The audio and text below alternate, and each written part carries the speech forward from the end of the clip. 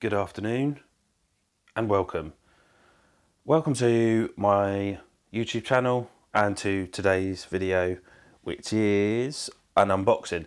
Now, I was going to keep it a surprise, but of course it's very difficult to do that when you see the title of the video, and obviously the title of the video is Phantom 4 unboxing.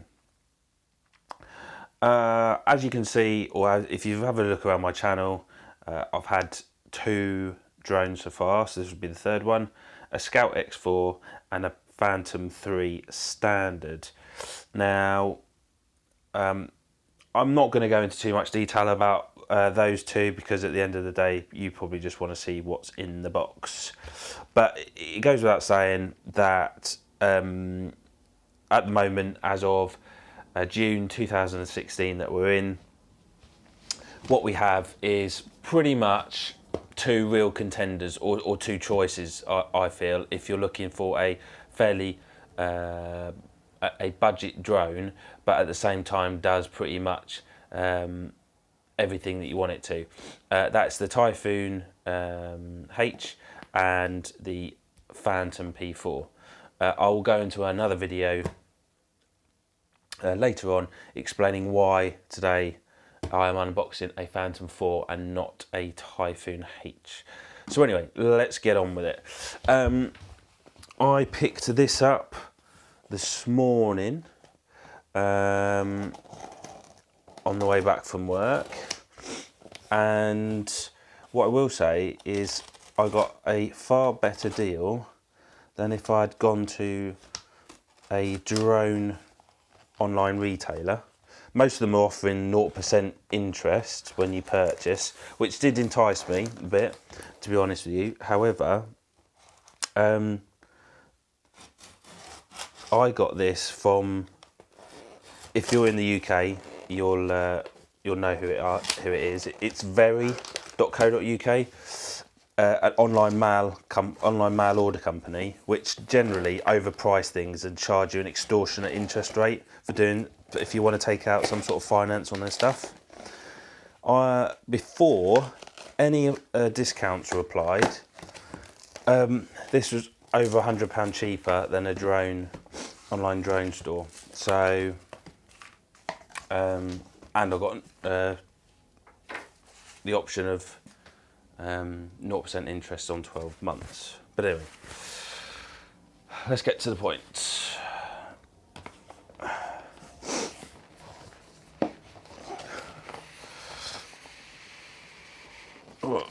Okay.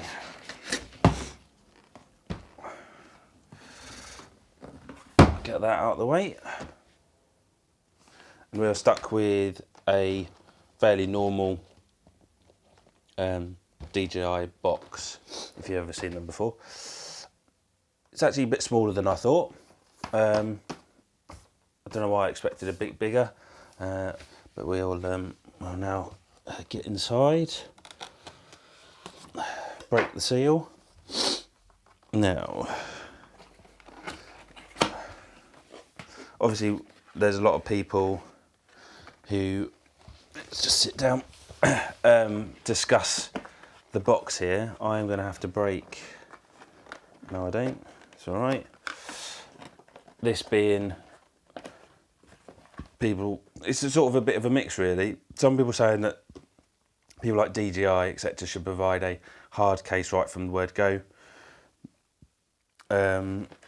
Obviously these cases have come a long way in the day since this all started, and you know, if you look at my Scout video, it just came in very basic plastic, but now we're getting this nice polystyrene case, which is sort of certainly a lot harder than if you were to buy a piece of furniture.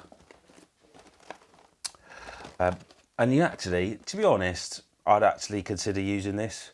You know, I don't really go out of my way, go far, you know, just put it in the car, and I don't need anything too rugged. And this will actually do, to be honest. Right, so we pull out and twist, and there we have it. It looks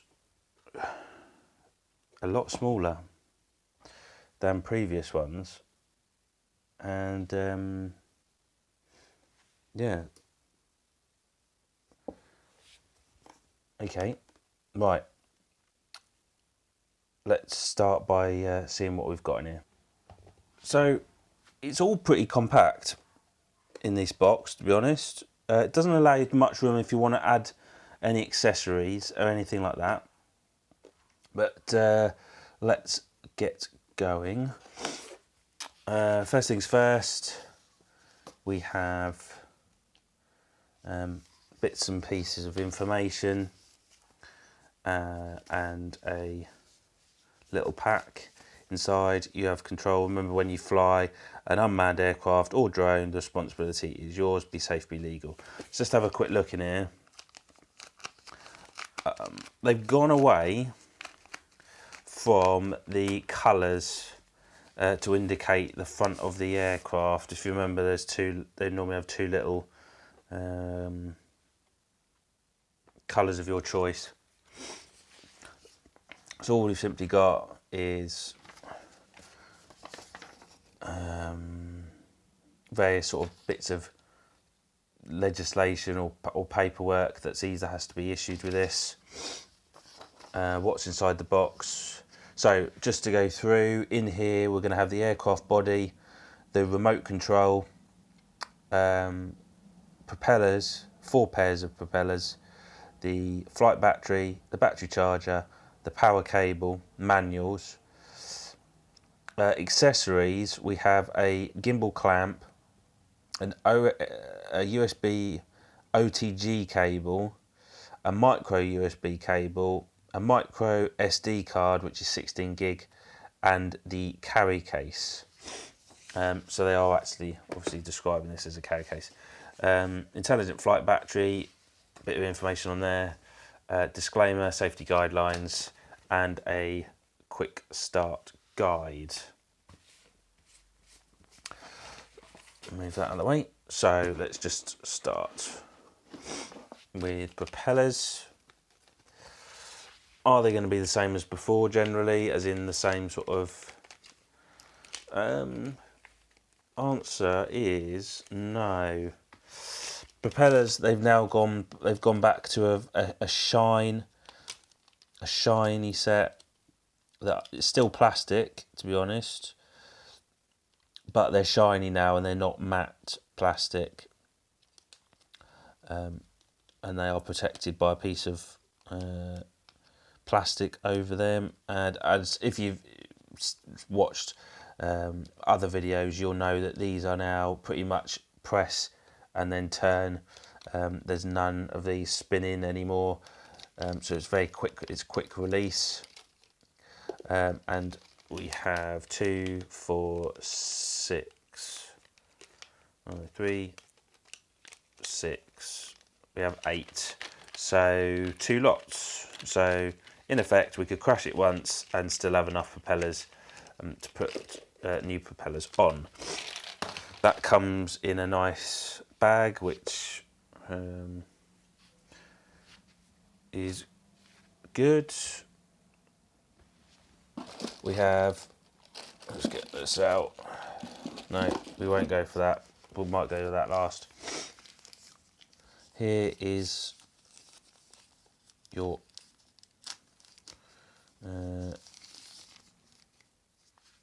cable. At this moment in time, not overly sure what you're going to use that for. That either might be for upgrading the firmware. I will no doubt sort that one out at a later date. And we have the USB cable in here. So that's going to probably be for a combination of different uses. In white, a bit like a typical Apple cable. Okay.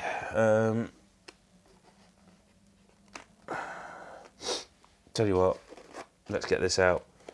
just move that to the side there.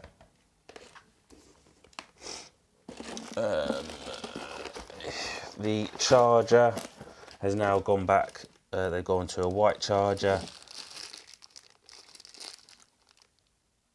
which it can now charge both the handset through this here, and this will charge the battery on the back. Let's actually just take out this battery.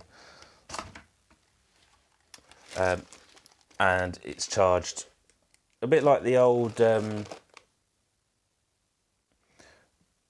printer cable, kind of, you know, back in the day of the 90s, where you had the printer cable which plugs into the back of your PC. It's that kind of fitting.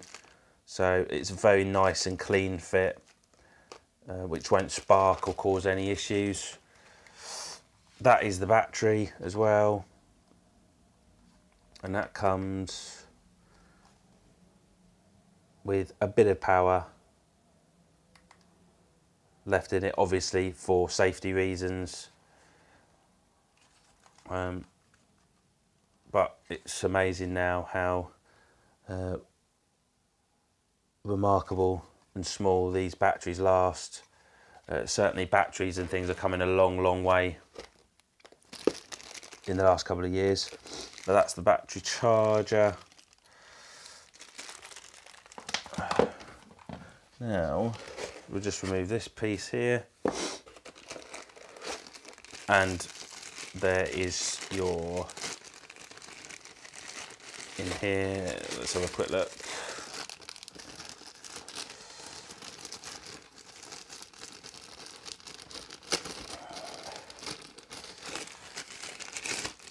There's your charger, white charger with this connection here, and that just simply goes into the back there. All fairly basic, all very Apple, iPad, iPhone style sort of packaging and colour. Put that back in, and then we're now left with the two main items, which are the transmitter and the drone. Okay, so we're left with the two bits of kit, which are obviously the main and most important bits so far. Let's just take the transmitter out the box. Well, I say the box, the wrapping. It's not overly well hugely protected. Now, first comment I will say is, compared with the Phantom 3 standard, this feels heavy. This feels very heavy indeed, much more rugged, and doesn't compare anyway compared with the Phantom 3 standard transmitter, which it felt so lightweight. It was about the weight of a tablet. This feels much more substantial. Let's try and get this off.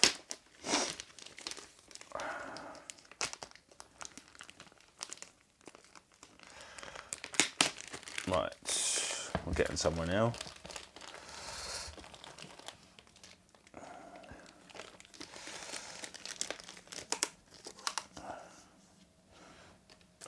Take those two off. I think we're just going to have to rip this all apart.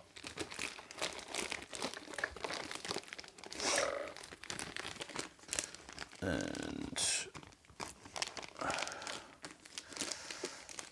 yeah, okay.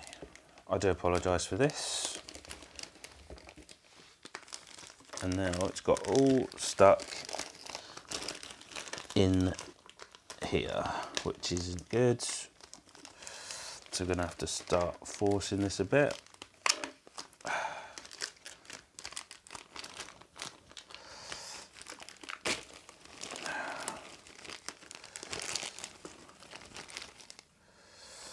There we go. Okay. So let's just remove this for the minute. And we have so initially this feels a lot more like a remote controller for something a bit more substantial, and certainly a lot more money. We have the HDMI output at the back, a USB port on the back. To control the gimbal, we've got a couple of other buttons which will work out what to do. And this, which is now metal. And once I work out how you adjust that, that bit's still plastic. This bit's still plastic to hold your tablet.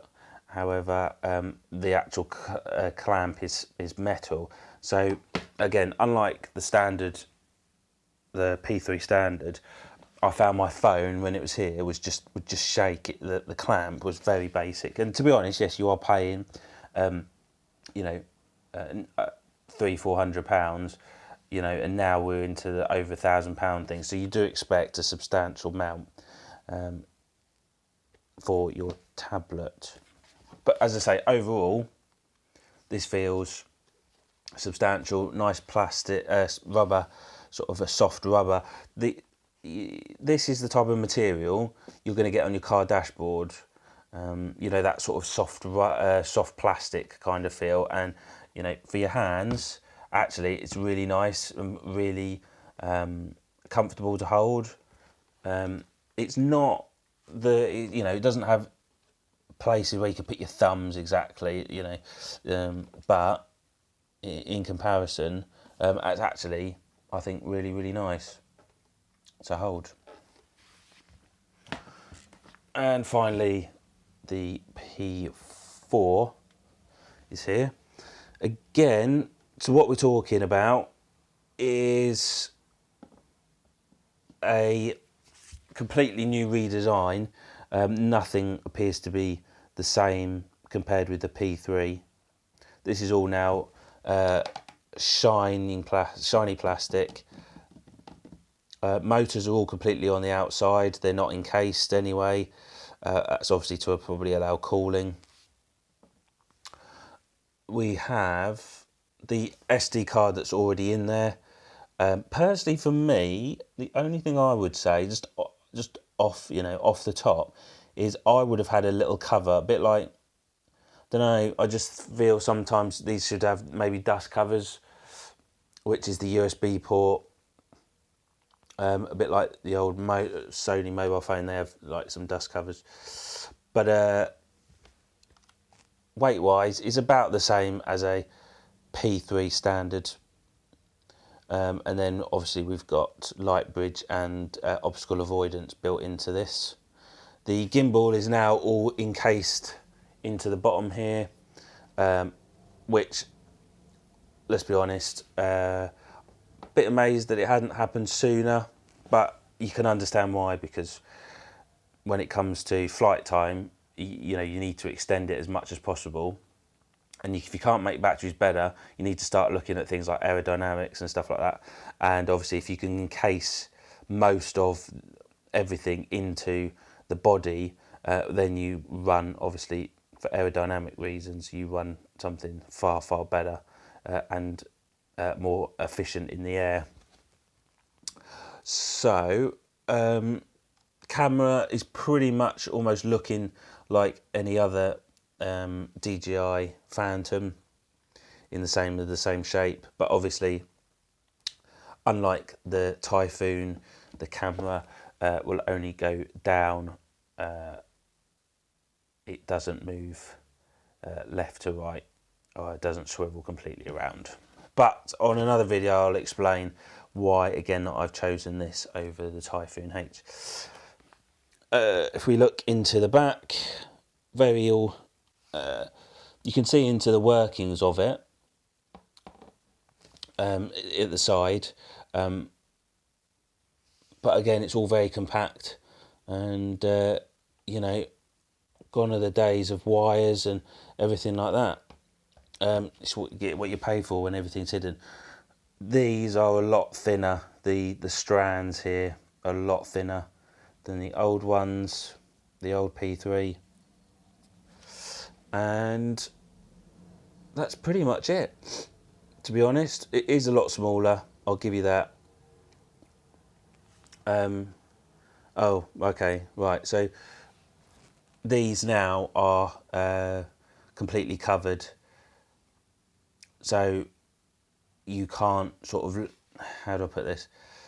Yeah, unlike the P3 standard, and I think the P3 in general, these were hollowed out. These are now not hollowed out, so they're just one complete, well, they're not a complete bit of plastic, but they're now nicely covered, so you can't see any sort of aerial dragging down or anything like that. And we have a rubber mount that runs all the way down the bottom here and here. And then the gimbal clamp, which you, to be honest, the gimbal clamp you can use on a regular basis. It's a nice little snap-on gimbal clamp, it seems to me. But there we have it. That's pretty much the unboxing of a Phantom 4 and what you get.